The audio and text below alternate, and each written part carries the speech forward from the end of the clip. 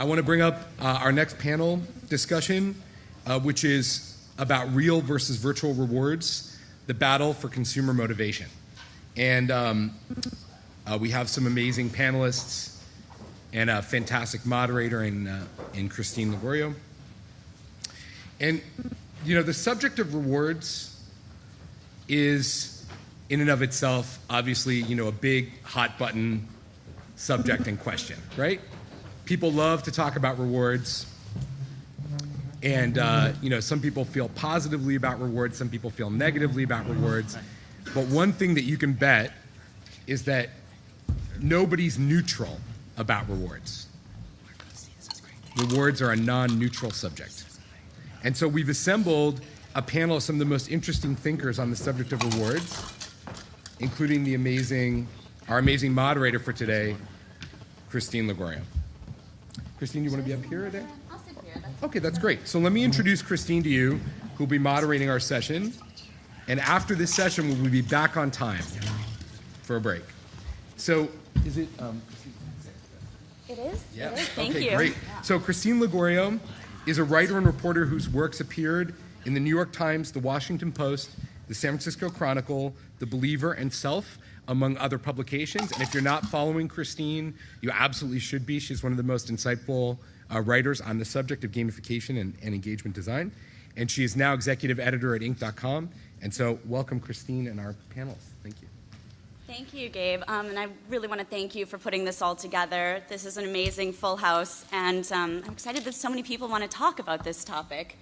And I'm also honored to be here with so many amazing panelists. You guys are all great, and I'm going to go through your bios in just a minute to tell everyone about you. As Gabe said, I've been writing about games for a while. It kind of started with street games, ARGs, and classic console games for the San Francisco Chronicle and New York Magazine. And I started at Inc., which is the magazine for entrepreneurs, about 1.5 years ago, and that's when I first heard the word gamification as applied to consumer rewards. And I thought, well, that is fascinating. So I kind of delved right in and have since interviewed, I think, everyone on this panel for various reasons. Brian, for one, kind of didn't make our 30 under 30 list this year because he was too young. So let me just go through and tell you a little bit about all the panelists. Starting at the end with Samantha. Samantha Skey is Chief Revenue Officer for Recyclebank, a New York City-based company that motivates and rewards customers for engaging in green actions. Skey was the Chief Marketing Officer at Passenger Inc., a social software company providing online community for consumer brands, where she remains an advisor.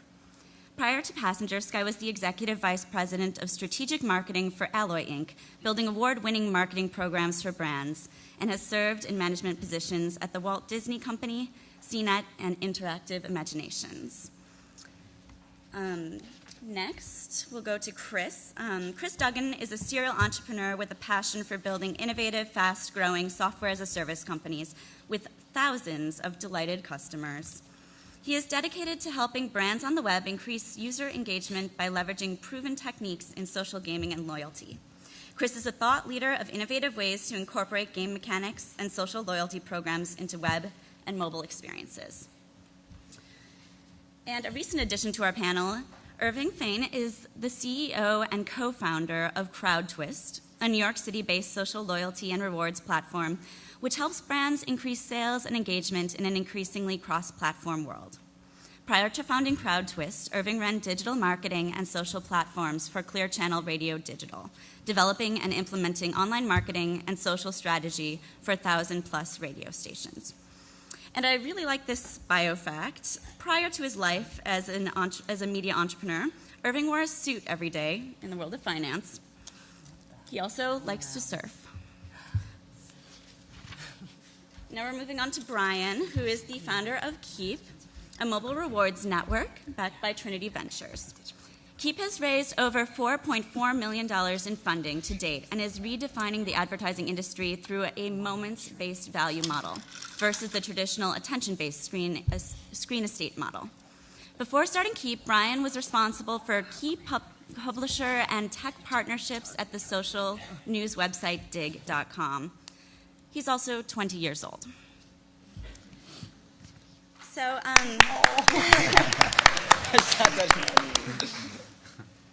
so I think I'm going to try to start this out simple.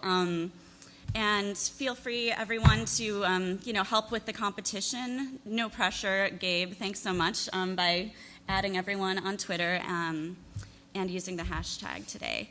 We'll leave time, about 10 minutes for questions at the end of this. And if you can give me a little alert to when that is, that would be really great. So let's talk about the difference between real and virtual rewards. Just to start out simple, we'll get into more complex stuff. But what are the different types of rewards, and what does your company do with them in particular? This will give you guys each a chance to talk a little bit more about your companies. Do you want to start, Samantha? Sure. So we don't really break down our rewards platform as real and virtual. We think of it more as there are social rewards, there's monetary rewards, there's what we call community rewards. And then sort of for the greater good types of rewards that are more about validating one's person. And we've created a reward system to acknowledge and essentially reward green behaviors. So our green behaviors began with recycling as kind of our gateway drug to green action. We started with recycling, moved into energy reduction, rewarding people for using fewer kilowatts of energy in the home, and rewarding people now for carpooling and for taking pledges to do things, in a more, to reduce their own carbon footprint. We try to keep it fun and interesting and light, and we are perpetually trying to synthesize the right mix of rewarding experiences so that we're creating true, long-term, sustainable behavior change. So that's Recyclebank and how we think about rewards. Michelle, you just roll on down. Sure, that sounds good. So we, I guess at CrowdTwist we look at there being a pretty clear distinction between sort of the virtual-based rewards and real rewards. And virtual rewards are a part of our platform, but we really focus on the real rewards component. And that doesn't have to mean a physical, tangible good that you take from somebody. It could mean an experience, or, as Gabe loves to say, status and access as well. But that's something real, a tangible experience, a tangible opportunity, tangible early access to something, that Alexandra was just talking about, something that other people don't have. And we've really found that these real-world experiences and real-world could-be monetary items are much, much more effective at maintaining and sustaining long-term engagement versus more virtual-based rewards. So at Badgeville, we have a social loyalty platform, and we actually look at it maybe a little differently. Depending on the depth of social and community experience that you have, you can look at all of these rewards as different levers as part of your kind of overall incentive strategy to drive behavior. And we break them, I think, very similar to like how Samantha thinks about it, into labels and reputational kind of things that users can earn, privileges. So as you earn status, maybe you qualify for certain privileges that may or may not have a financial benefit. An example might be access to premium content, or another example might be that your contributions and user-generated content maybe appears differently for that user than maybe a lesser-rated user. And then also looking at financial incentives like coupons, discounts, and other things. So it's really, when you think about driving behavior and constructing your rewards or incentive strategy, it's looking at, well, what's the depth of social experience that we have here, and how can we use labels, privileges, and financial incentives to drive that behavior. In low social based communities, probably financial incentives are probably more important, and in highly social communities, you find actually that labels and privileges become even more important than the financial ones. Hi. It's really funny how everybody's got like different ways of defining, because again, this is so new. A lot of us are kind of writing the book as we go along. With us, we have, the real rewards is in our main motto, and the way we divide real is into content, product, and experiences is kind of how we've done it internally. And then at the same time, one of the things that I did mention to Christine that I'd like to discuss as well is, for us, because we're so close to games, we're actually in mobile games. What Kiip does is it's a rewards network. When you're playing the games you love on your phone, you could actually get real rewards, like a latte from Starbucks across the street for just hitting achievements that you're already hitting. So for us, we're close enough to it that we realize that there's a very big difference between achievements and rewards. And so for us, we think that the reward component has to be real regardless, and that's what makes it a reward itself. Now that's the semantics, of course, but when we try to define and make this space more clear, when we talk to our clients, we have to make sure that they understand that in the reward space, it's just the 3 pillars that we like to chew on, which is the content, the product, and then the experience. Great, thank you guys. I have to admit, as a reporter, I'm kind of inclined to admit my bias here, and I really don't want to be the mayor of anything.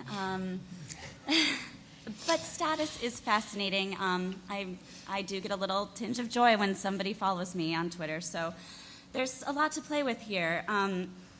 But isn't real, getting something real, getting a coupon, getting a free latte? I mean, isn't that really something that is universal? I mean, there's even a show about coupon clipping out there. Can I preface by saying status is actually pretty cool too? I mean, you get like when I speak about this topic, I usually call this the E moment. When you get retweeted, you're like, oh, someone actually cares about what I said, or someone's following me, or in whatever you guys are calling whatever that type of validation is. So the validation is important for everybody. But you're right, there is a real component that could come from it. So for us, we're saying, hey, why don't we augment that? Why don't we add an additional layer? There is no cannibalization. This could be on top of everything else. How can we convert the status into real value? That's the big question. I don't think it's quite so much about real versus not real, because whatever the individual acknowledges as motivating would be real. So I think the onus... It's all relative. True.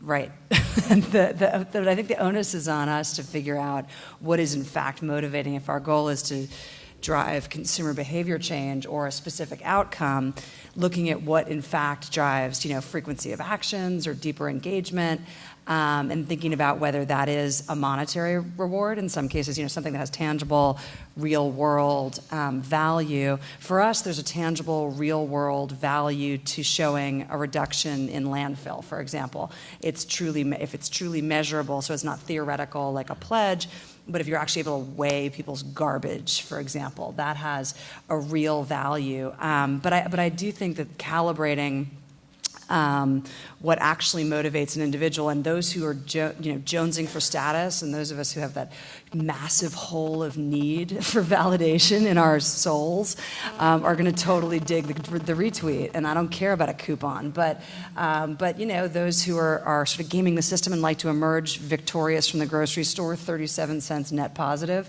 that's super validating also. So I do think it's more about figuring out, having that suite of rewards and then understanding what's most efficient to drive the behavior change. And then for us, what's cost effective, because, we can't pay everybody to do the right thing.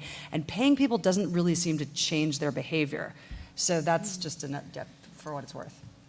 And I think also, one of the things that we really try to do is we have a consistent and stable undercurrent of this sort of virtual status within our platform. So there's always levels, there's always points, there's always rankings that people have regardless of the program.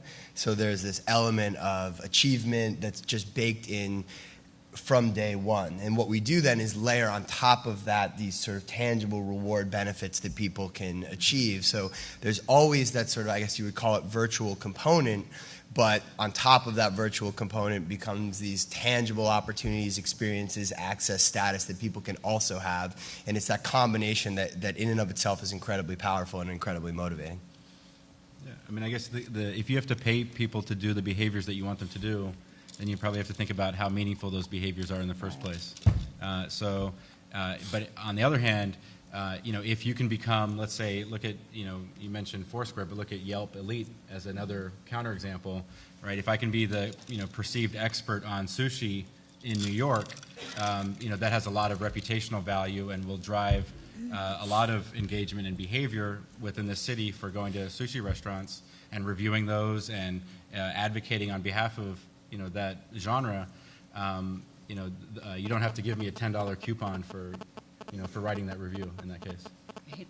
And Kris, while you're on that, can we talk more about, you just launched a social product. I'd love to hear a little bit more about that and how the intricate inner workings of the user experience when it's so tied to social. Yeah. So we just launched a brand new product yesterday called Social Fabric. We're going to be demoing it this afternoon at 4:30 in one of the other breakout sessions. So without going into a big product pitch on it, I think over the last year or two we've seen that applying game mechanics to experiences can be hugely impactful in terms of driving consumer behavior. And I don't think there's any question about that. It's highly effective. It needs to be done in a meaningful way and done well, and it needs to be part of the integrated experience for the brand or the community. And game mechanics they work, and there's lots of case studies to demonstrate that. But there's also other mechanics that drive behavior as well.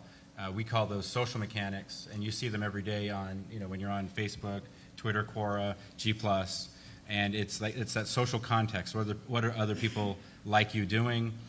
What are your friends doing? What have your friends done recently?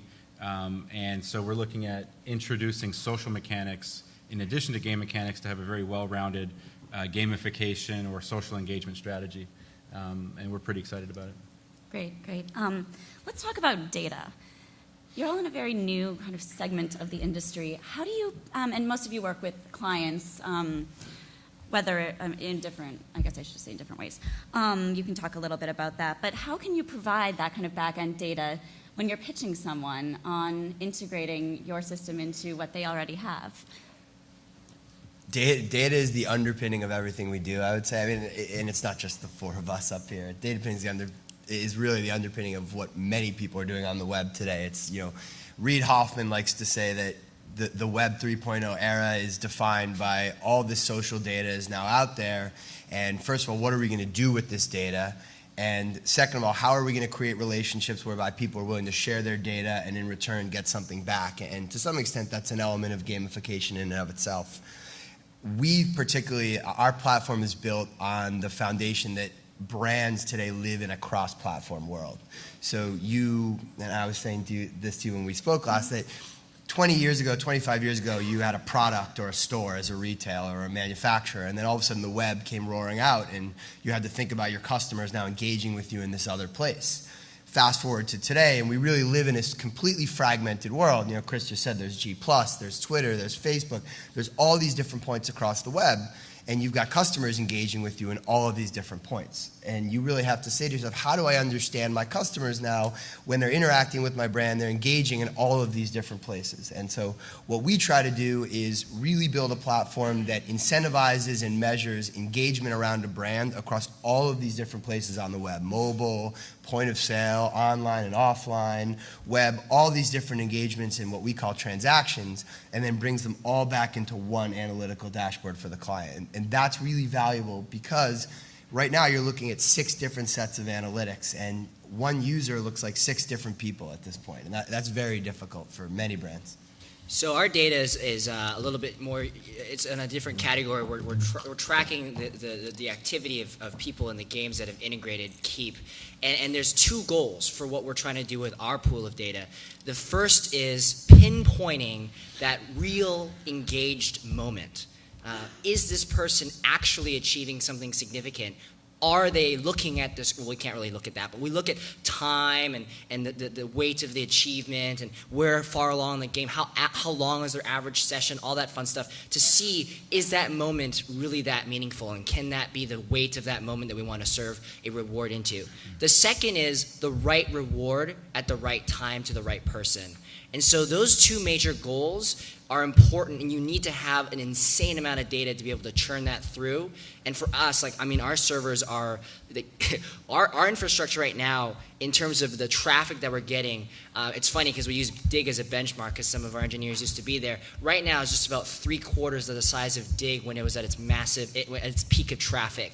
So we're already tracking a ton of data around that, and we know that those are the 2 major goals that matter to us and to ultimately the brands that work with us. Yeah, I actually think we're on a major precipice of kind of a whole new way of thinking about behavior, identity, content, context, and the intersection of all of those things. So if you think, the original web was about content on websites, articles, videos, comments, and over the last few years, I think we've seen Facebook introduce identity and people to these experiences, but the feedback loops are still fairly superficial, right? It'll say 37 people like this, right? But what do they really like? How much do they like it? How recently have they liked it? What else are they doing here? And I think when you're a user on a website today, or an enterprise application, or a mobile app, what you really want to know is, like, what are people doing here right now? Who's interacting with stuff that I care about? And how can I connect with people here? And if you look at a lot of the underpinnings of these systems, it's about tracking identity, tracking behavior, tracking people's social graphs, and then intersecting content, objects, people, and behavior in highly contextual ways. So it's not just tracking the data, which is really important, but then it's knowing how do you surface that in a way that doesn't create a lot of noise for users, but it's highly filtered, actionable, relevant, and contextual for them. So I think it's like a major web revolution going on right now. Well, speaking of that, when you're tracking so much data and then giving it in a feedback loop back to users, how do you avoid that ick factor, and how do you keep consumers feeling like their privacy is not being invaded by you knowing so much about them? I think transparency is obvious, that's so obvious. But so being clear about what it is you're capturing and how you're using it, because some of the information and data that we're capturing, like, we're rolling up inside people's, like, trash bins, so that's super creepy. But so you could, that could feel a bit like an invasion of privacy, but we are indicating that when we are tracking recycling and looking at through RFID chips, that we're looking at weight, and that's it, and weight to landfill, weight to recycling, or to back into the supply stream. So, which is basically for the information of the community to understand how they're increasing the positive, recycling of material and reduction of landfill. And I think if they see how information is being used and see that it's not to serve them an ever more sort of calculated Botox ad, but instead it's about, which is like, stop it, I don't want that. But if it's instead that you're using the data to actually, learn things about communities, so that's like one side for us of the positive use of data that people seem to support. The other is really to applaud the individual and showcase their own activities and make them feel good, which does feel much more like the social status connective tissue we were talking about earlier. Right. And do you, when you're rewarding consumers, you give coupons and things like that. Are those targeted as well? They should be more targeted than they are right now. We're working through that. But in general, we like to let people select how they want to be rewarded. Okay. So that selection process is put very much on the individual, and they have a range of opportunities that they can use their points. We have a point system. They can use their points to sort of select whatever it is they want. Great. I think that everybody in here would probably agree that the notion of privacy has drastically changed. I mean, it's drastically changing by the minute. If you looked at what a 14-year-old does on a daily basis now, people would probably keel over. And the amount of digital content out there about each individual and what people are willing to share, it's changed. But that doesn't, I don't think, change the fact that you need to be transparent, which is exactly right. It's the most important thing. You need to be a good data citizen as well. If you're going to be in charge of people's data and collecting people's data, it puts a moral onus on you as a company to do the right thing with that data. And I also think that it comes down to what I mentioned before, that there's got to be that value exchange as well. And I think there doesn't have to be, but there can be. And everyone up here is using that in one way or another, is people are willing to share some information because they see they're getting something back. It's status, it's mayorship, it's a coupon, it's recognition in a community, and people are willing to share some information in order to get that back. Yeah, I think in a lot of these reward systems, these users can be rewarded in a way that still respects their privacy wholeheartedly. And so as brands, community managers, site operators, I think we need to be thoughtful around how we preserve user privacy, give them the choices around how much they want to share, broadcast, and expose. I do think that beyond just rewards, that the benefits of sharing activities and being open with the community as a user are far beyond just the reward piece. I think there's like connectedness, the opportunity for discovery. And so in that context, when it's done in a thoughtful way, I think users are incentivized just because of what they get back as a very strong value proposition to want to be part of that type of experience.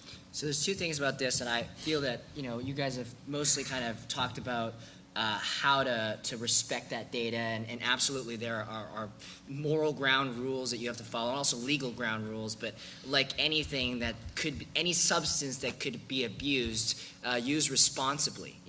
And once you abuse it, regulation does come in and decide to muck things up for people. And so for us, one of the things that I understand over time is that part of what we're doing is we're establishing new norms for how social activity becomes public, how people are willing to share, how any of that even becomes normal. Like when, and the startup didn't really succeed, but Blippi, you guys remember when you were sharing credit card purchases. Now PUD was trying to establish a new norm around sharing credit card purchases as being normal. Now that didn't really work out that well, but at the same time, this type of stuff is how we push the envelope. And I think we're going to continue to do that. And if we do it responsibly, incrementally, new generations begin to get used to it. Now, last year I could have said that I was part of the teen generation. Now I'm not anymore. Boo. But at the same time, I realize in our millennial group, there are new norms that we just stuff that we don't even care about. That you tell me about it, I'll be like, wow, that's creepy. But, I give it to you anyways, Yeah. So that's kind of the stuff that we look at. But, anyways. So you just brought up what was going to be the subject of my next question. And when talking about a 14-year-old who's sharing this immense amount of data, when will regulation come in, and what do we do about it when that happens? Money. Lobbyists? It's already coming. Regulation is from the fact that there's too much money to be made, or there's an abuse of it, or some kind of money is the ground part of all of it, I think. And are there egos do people want to beat their chest and go, I'm the standards maker for this thing? And most of the time it'll be the leading companies that decide to set those regulations because they want to be, you guys know standards bodies, right? Mm-hmm. They're all started by companies. They're not really that third party. And that's going to happen here too. So. And it's also just when people cross the line as well. Yes. And it's hard to define that line because it's kind of nebulous, but to Brian's point, if you believe in free markets and capitalism and economics, at some point that financial benefit will push people far enough and one company will sort of cross over that threshold. And instead of saying, wow, that's creepy, but I'll give it to you anyways, people say, all right, that's just downright creepy. And then at that point, that's when other folks start paying more attention, and I think that's when you have sort of a reversion even further back than you were before. So in an ideal world, you get as close to sort of the line where people feel okay, feel responsible, and corporate responsibility doesn't allow you to cross it. Whether that happens, I think that's up for debate. I'm going to hazard another angle, which is probably is a little bit out there, which is the divide between parents and kids, with kids coming up. And so millennial over there, you're lucky because your parents are probably boomers, and they're pretty nice. But Gen Xers are in charge now as parents, and we're not that nice. And so I think it's going to be, we're pissed off. We are angry, misanthropic, early children of divorce. Thank you. So I'm not sure we're going to be quite so forthcoming with our children. When my kid's like, check it out, I just have to click right here to buy this thing. I'm like, you're 6. You're not making a transaction before breakfast. And that's, so I do think that we might see some, as the kids are growing up with these technologies that reward them, that offer them rewards for their data. And I think Karu and Copa are going to have lots of work to do to keep controls in place, and with an ever more savvy user base that really truly doesn't remember a world where there wasn't a perpetual social coverage of her life, that we're going to start to see some vexing between generations out there. Good. To change the topic just a little bit, you guys covered that really thoroughly. I'm curious, I talked with a few of you before earlier this week, and we talked about the changing definition of the transaction. Alexandra talked a little bit about that. earlier today as well. I'm curious to hear your thoughts on, what is a transaction these days? Is it a purchase or is it a tweet? Or is it all of the above? All of the above and more, I guess. Yeah, and how can you best leverage that? So I would argue that there's hundreds and thousands of transactions completed every single day by every one of us. You don't think of it as a transaction because historically that meant I gave you a credit card or handed over cash, but you're creating value with the brands you engage with every day, whether you're tweeting about them or, Kris said you leave a leave a review and someone else comes along and reads that review and then makes a purchase. So that had value. You share content to your social stream and somebody else picks that content up, and all these different actions that people are taking every day are really different in a new definition of what a transaction is. And I think we tie that back to loyalty, and loyalty sort of looked at the world in a very singular standpoint from a transactional basis, saying you spend money, we reward you. And tying us back to the focus of the panel, rewards now and loyalty has to encompass a lot more than just when dollars are changing hands. It's got to mean all of these other transactions which are creating value for brands and individuals and sites, etc. There's the word action in transactions. Yeah, I just realized that. It's cool. There's when we view it's passive and active transactions, where there's ones that you were aware of and ones that you aren't aware of. Now, obviously, a lot of companies prefer that you aren't aware of them, so that you just continue doing what you're doing and have no idea that you're making them a ton of money. But at the same time, I think when you see how, again, what we're doing here is if you start acknowledging it, then that starts to peg a value to it. So as we start to acknowledge, then these things start to become real in its value, and we have to decide what we want to do with it. I think is how we define the space. So that's for us. We have to understand: are you actively trying to do something that you understand what you're doing, or is this just something that's part of an existing activity stream? Is how we view it. Yeah, I mean, I think that's why there's so much overlap between gamification and loyalty. Is that I think gamification is actually transforming the concept of loyalty. We don't use the word transaction, but I don't think it's wrong to use it, but I think it confuses it with is kind of the traditional definition of the word. So we use interaction, which also contains action in it, and inter.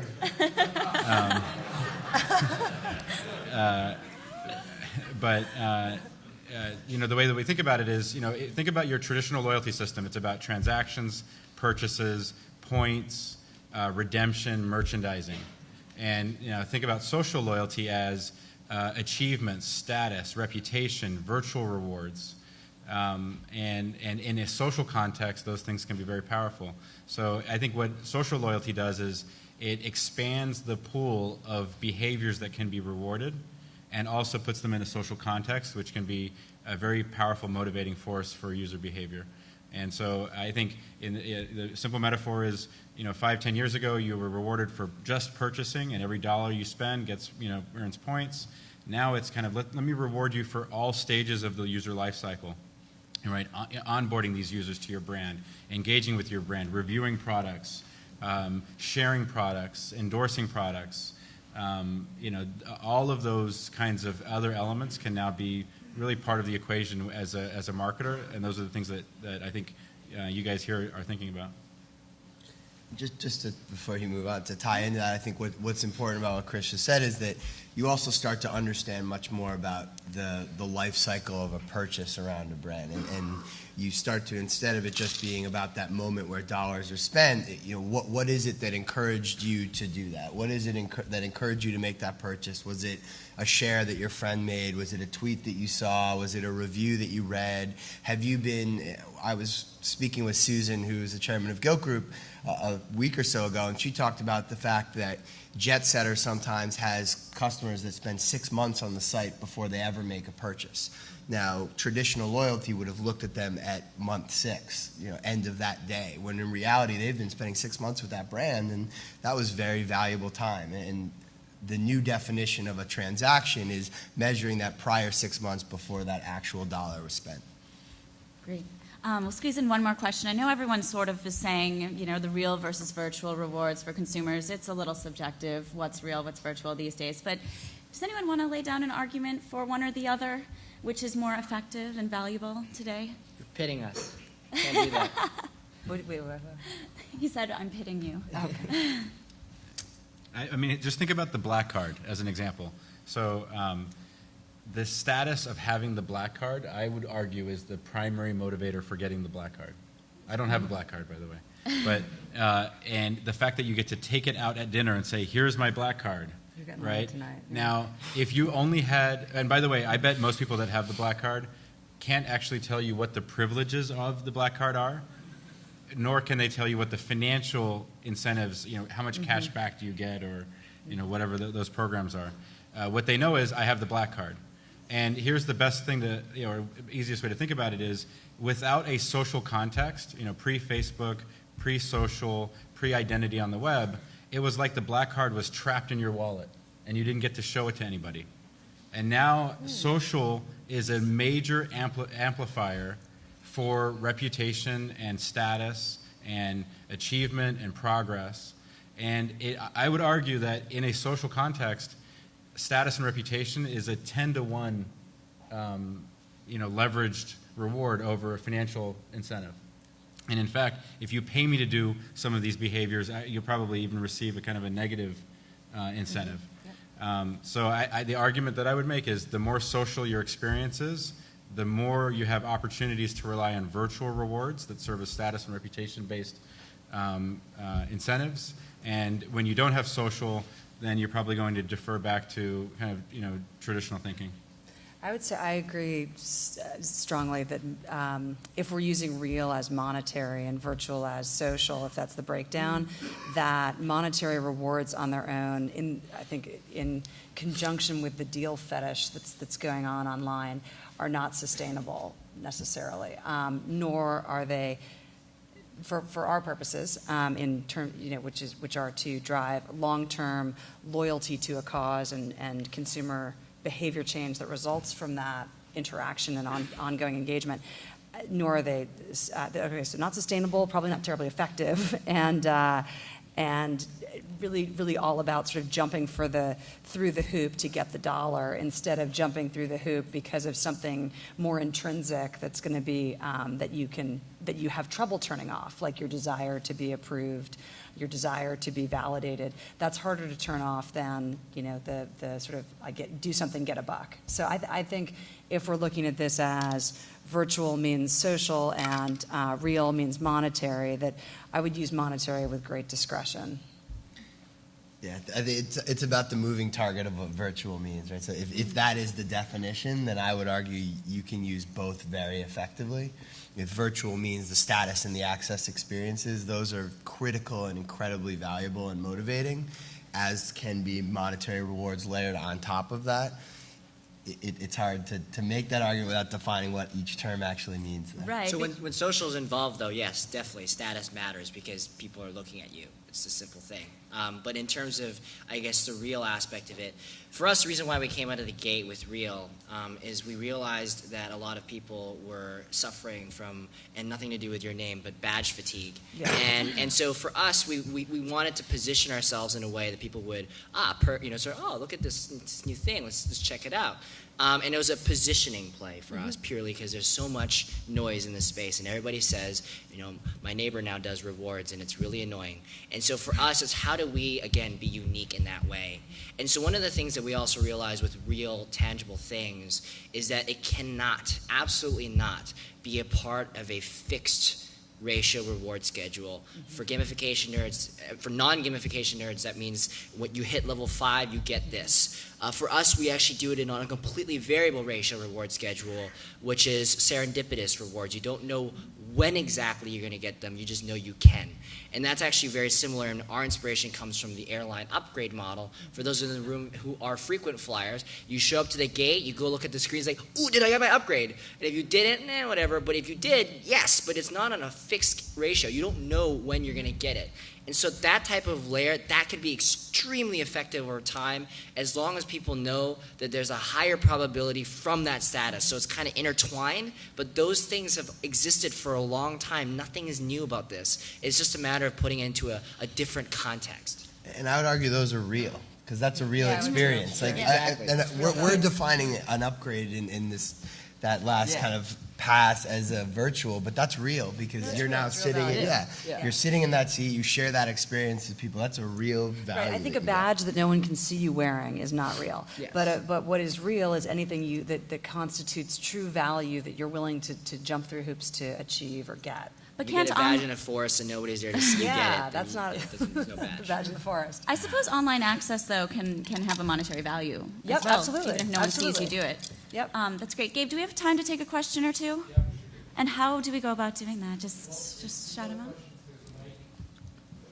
out? Okay, there's a microphone toward the middle central back area. If anyone has any questions, you can head over there, or you can just shout them out to me, and I will.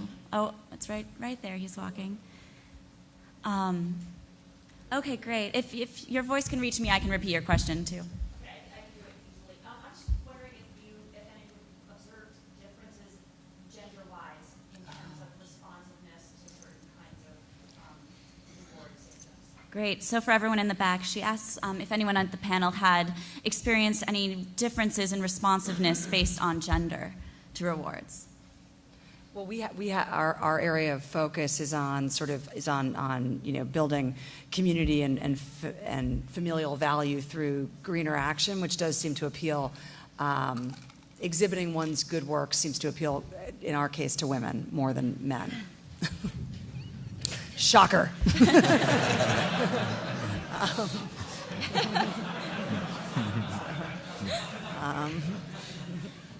I guess I have a couple thoughts on that. First is I think I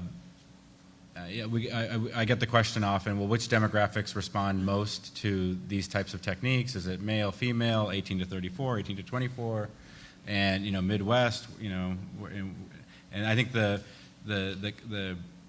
core answer is if you have affinity for that community or that brand, you are highly responsive to these techniques. And it's actually, I think, age or location independent. That being said, I think that there are certain things that you have to look at in terms of how you formulate your gamification strategy specific to a community. Is this a community that's competitive? Is this a community that's more collaborative? And so there might be different techniques that you use to drive engagement. So a simple example would be maybe in a collaborative community, it's less about competition, and so you wouldn't use things like the leaderboard that we see up here because that might actually demotivate engagement. And then just a funny anecdote: we're working with a women's community, and we did some usability testing. Sat down with a few users, and we showed this female the experience, and we said, what do you think about this? She said, I hate it. I just absolutely hate it. And I thought, oh my gosh, this is terrible. What do you hate about it? She said, if that was there, I would have to visit the site every day. Right? So. Yeah, we have a fun anecdote too. So we don't actually most of our games are actually more skewed to female, without being too generalizing on gender preferences. I'd rather talk about sort of one of the things we've done. So one of our reward providers is Sephora, right? And so one of the things that people saw when they saw the initial reward, they would be like, well, I'm a dude, why would I care about the Sephora reward? So here's what happened. We actually built in a gifting feature into our reward units where you can actually gift a reward to a friend. And we've gotten a ton of love mail from dudes who are like, dude, I got the Sephora thing. I gifted to my girlfriend and my wife, and I'm like a complete champion now. and it's awesome. And for playing video games. Yeah, for playing video games. It's like, look, see, look, I'm working. I'm working here. Come on. Yeah, so that was pretty awesome. Great. Another question? So discussions around privacy. It's moving more from standards to legislation. We're seeing all sorts of activities show up on Do Not Track. We're seeing lots of things like that. Should this community self-police itself and get ahead of this curve? Yes. Everyone should always self-police Yes. themselves. If you Use mess discretion. with the government to come in and do it for you, because they will. Let me just restate the question in case people in the back couldn't hear. He was asking more about regulations. Should the community self-police in order to ostensibly avoid regulations? It sounds like that's a task for the Engagement Alliance. Yes, the Engagement Alliance. And do it in an organized fashion, not like one-off. I think organized fashion. Yeah. Good. Are you going to get on that, And Gabe? publish the standards. Yeah, we're on it. Fantastic. Well, I want to thank everybody on this panel. Thank you so much.